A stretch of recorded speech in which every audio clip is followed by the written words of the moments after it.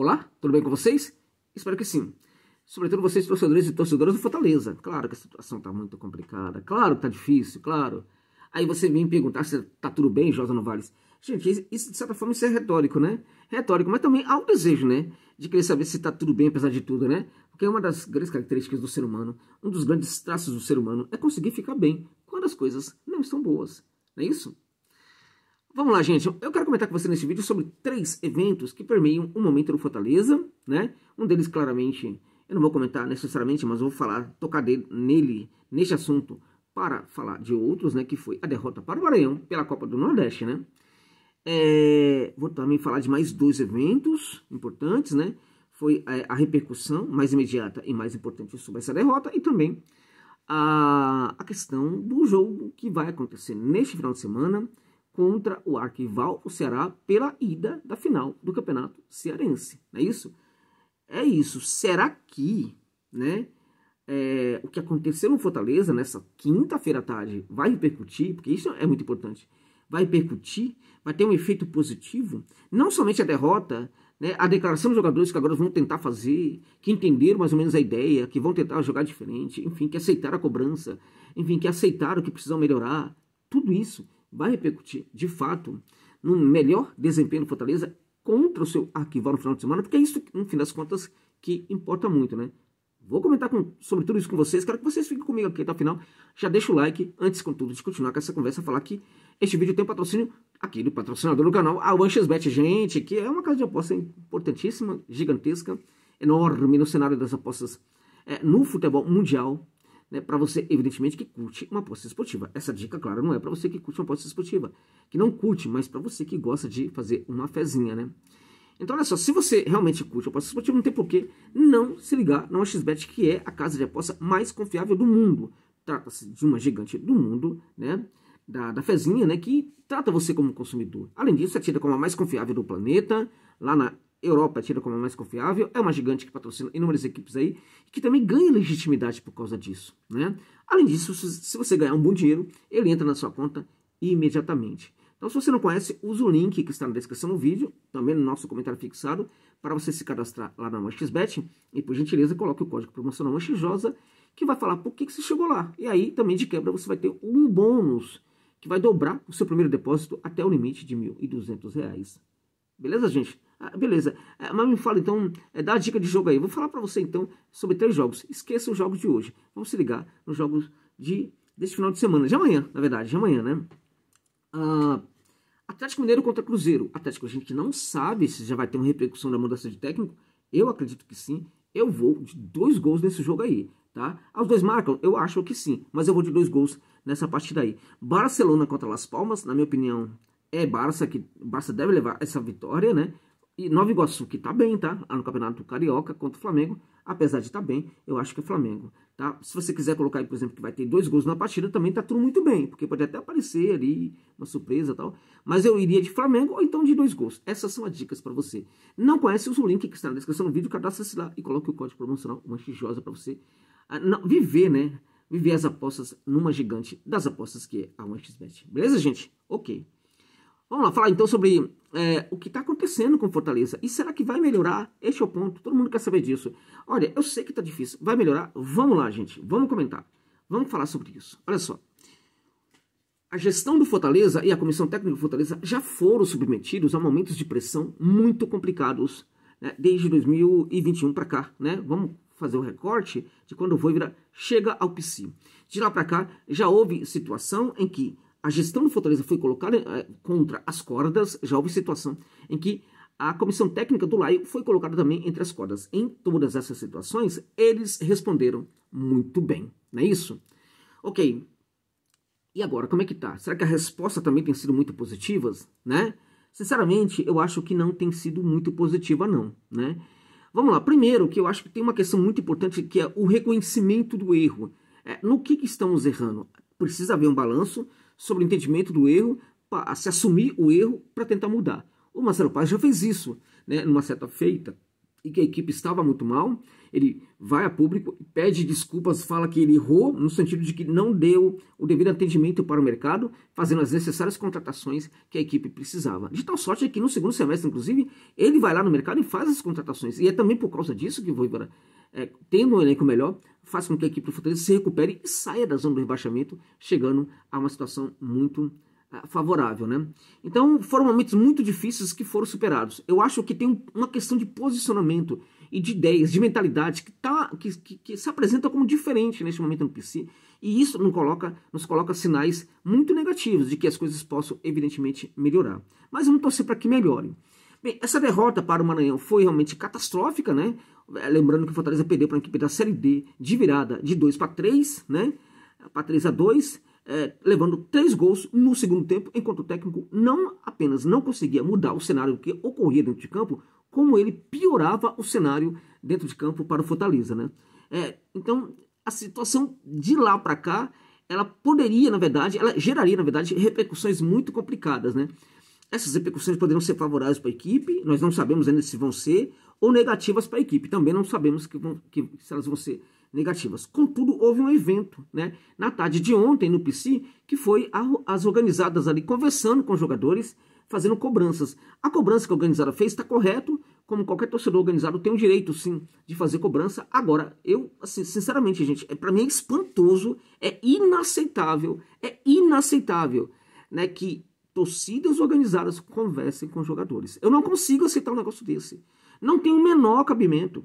Você está contando, na verdade, veja como é que um gestor, que a gente considera um gestor moderno, um gestor diferenciado, como é o CEO do Fortaleza, Marcelo Paes, né, o presidente do Fortaleza, Alex Santiago, que na minha opinião ainda merece todo o meu respeito por ser uma pessoa capaz, né, de mandar bem nesse Fortaleza. Eu não sei o que está acontecendo, né, à distância, pelo menos à distância, eu tenho uma tendência a preservar o Alex Santiago, que é extremamente competente, né? Além da fidelidade que ele tem ao Fortaleza. Agora, ele precisa se apresentar também como presidente. Porque uma vez que ele vira presidente, a coisa também, coincidentemente, começa a piorar quando ele vira presidente. Claramente que não é porque, pode não ser porque ele virou presidente, mas o fato é que, enquanto presidente do Fortaleza, ele precisa, na verdade, aparecer, ele precisa, né, porque, evidentemente, que a culpa de tudo também vai para ele, né? Então, meus amigos, cadê o presidente do Fortaleza? E cadê o CEO do Fortaleza, Marcelo Paes, nessa situação, né? Para não impedir. E mais, né? Para permitir. Porque quando não impede, eles permitem. Como é que permite um negócio desse, gente? Que torcedor organizado. Entenda, meu Deus, o que está acontecendo com o Fortaleza? E cadê a repercussão disso? Eu quero saber também. O pessoal tem que falar mais disso. Porque isso é muito grave, é muito sério. E poucos estão falando disso com essa veemência que eu estou abordando aqui. É muito grave. Torcedores organizados foram a PC para um protesto, o que é extremamente legítimo, né? Aliás, sempre quando tem torcedor organizado protestando durante o dia, eu fico me perguntando se essas pessoas não trabalham. Qual é o vínculo empregatício dessas pessoas que têm tempo para fazerem cobranças para elenco durante o dia, né? Eu fico me perguntando, poxa vida, com o que essas pessoas vivem, né? Ou será que elas trabalham mesmo tal, e podem faltar no emprego, podem sair mais cedo do emprego para protestarem? Estranho, né? Mas enfim, acaba acontecendo mesmo em vários lugares, tá? Aliás, o que acontece hoje no Fortaleza, de negativo, acontece em vários clubes do futebol brasileiro. O fato é que não acontecia no Fortaleza. E isto fazia o Fortaleza ser muito diferente. Agora veja, é claro que neste momento existe algo que não está funcionando bem no Fortaleza. E veja, o torcedor já tem essa percepção em dois aspectos, em dois sentidos, né? Em relação a duas questões importantes. O torcedor tem essa percepção de que as coisas não estão bem em relação à própria gestão. Neste sentido, quanto às contratações que a gestão tem feito, o torcedor está percebendo que algumas contratações não estão a funcionar. Há jogadores que sequer são utilizados pelo técnico Vojvoda num momento de dificuldade. E há outros jogadores que não estão entregando. Machuca, né, Marinho, muito utilizado, recebendo muitas oportunidades no momento. Não, esses jogadores não estão entregando. O torcedor consegue ter essa percepção de que há um erro dos gestores em relação a isso. Erros que os gestores não assumem. Em vez disso, fala, não, aqui a gente tem agora voo fretado, pagamento em dia, o que é obrigação, né? Um bom projeto tem que levar o clube a ter voo fretado, o que nem sempre é uma coisa tão simples assim. Mas, por exemplo, salário é uma coisa que tem que ser pago. Enfim, não há nada de muito absurdo nisso, né? É apenas dirigentes fazendo sua obrigação. Mas cadê o novo?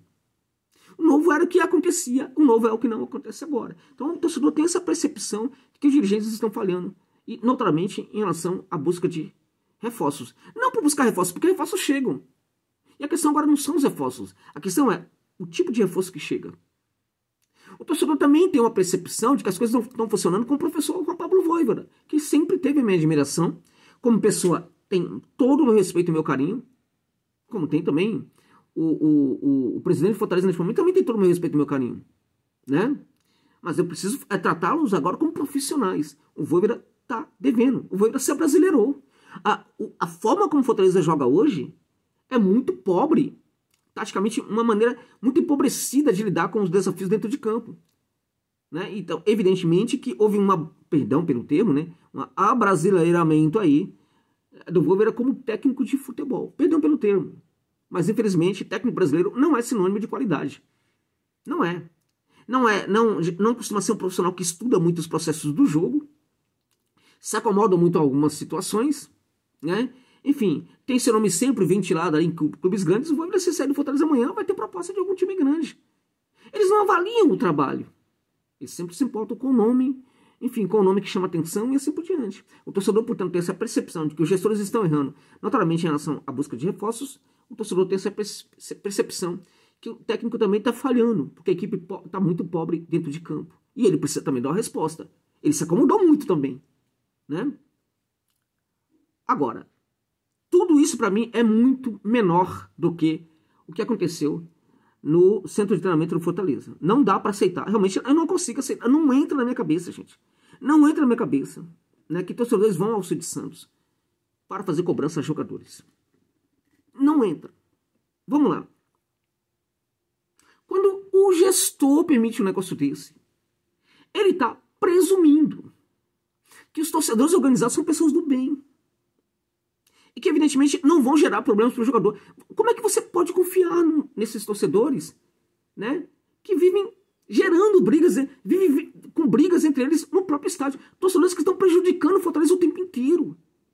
Torcedores que não se gostam. Torcedores que não se entendem entre eles, que vivem brigando. Depois de muitos avisos, inclusive, continuam brigando, continuam causando problemas. Né? Então, veja, esses torcedores que a própria gestão do Fortaleza acaba banindo num certo momento. Né? Esses torcedores. Então, por que eu estou, na verdade, suspendendo, banindo, tirando esses caras do... Porque eu tenho entendimento de que eles são pessoas complicadas, estão praticando ações complicadas. Por que eu permito, então, que essas pessoas vão conversar com os meus jogadores? Não dá pra... Gente, não entra na cabeça um negócio desse. É muito grave isso, gente. Então, veja, se houvesse ali um maluco, porque a gente não pode... Como é que você pode presumir que todos são pessoas, sabe? Podem ser pessoas boas, bacanas, tal, mas pode ter um maluco no meio deles. Pode ter um doido. Pode ter alguém com uma arma. E se acontece o pior depois, o que vai acontecer? Então, veja, o que você tem que entender agora é o seguinte. O que você, torcedor e torcedora do lado, tem que entender agora é o seguinte. A gravidade com que você tem que ver o que aconteceu com torcedores cobrando jogadores não é apenas pelo fato de que foi uma cobrança, mas pelo fato de que poderia acontecer o pior. Porque se tivesse acontecido o pior, neste momento todo mundo estaria falando disso. Inclusive todos que estão passando pano para isso neste momento. Porque, na verdade, acaba virando uma situação muito circunstancial. Acontecer ou não acontecer o pior com os jogadores vira algo circunstancial. Porque você não tem um controle sobre a mente desses torcedores. Você não sabe, na verdade, do que eles são capazes. Na maior parte, né, das situações, eles estão ali tentando cobrar. São pessoas do bem, tal, não sei o quê. Na maior parte. Mas sempre vai ter um maluco ali que pode, eventualmente, estragar tudo. Se isso tivesse acontecido, a culpa seria do Marcelo Paes e do Alex Santiago. Como é que pode, gente, uma gestão moderna, que não é mais, tá? Permitir um negócio desse? Aí teve jogador, depois disso, jogadores falando que assumiram mais ou menos a situação, tal, não sei o quê, que vão dar uma resposta, tal. O problema não é, na verdade, né, de vontade. Tem outras situações mais complexas que atuam para que os jogadores também não consigam entregar. Os jogadores estão mal, então um ou outro parece acomodado, tal, mas tem um problema também com o esquema, tem um problema também com a qualidade de alguns jogadores que colocado dentro do esquema, né? E também jogadores que vivem, que geram expectativa no torcedor, eles também precisam entregar dentro dessa expectativa, não conseguem entregar. A situação é muito mais complexa. Você acha que, por exemplo, foi só falta de vontade até agora? O Fortaleza está vivendo o que está vivendo no momento, na temporada, só por causa de falta de vontade? É claro que não. Então você pode melhorar a vontade? Pode até acontecer disso, né? De melhorar a vontade dos jogadores no jogo contra o grande arquival. Mas isto vai ser suficiente? Estão deixando de lado vários outros problemas. E os torcedores organizados, muito lúcidos, quais foram as cobranças que eles fizeram para os dirigentes? Estranho isso, né? Porque não cobraram nada dos dirigentes, não tiveram conversa também com os dirigentes para cobrar os dirigentes. Quer dizer que o dirigente não quer encontrar com o torcedor organizado, mas ele permite que a torcida organizada se encontre com os jogadores, é isso? Pelo amor de Deus, olha, não dá para aceitar um negócio desse. Não dá para aceitar um negócio desse. E é em virtude disso que eu falo para vocês, infelizmente os sinais não são positivos. Não são positivos. Agora é rezar para que as coisas funcionem. Porque se a gente esperar sinais positivos a partir dos atos da gestão, das ações dos gestores do Fortaleza neste momento, olha, a situação pode ficar ainda muito pior do que está neste momento. É isso.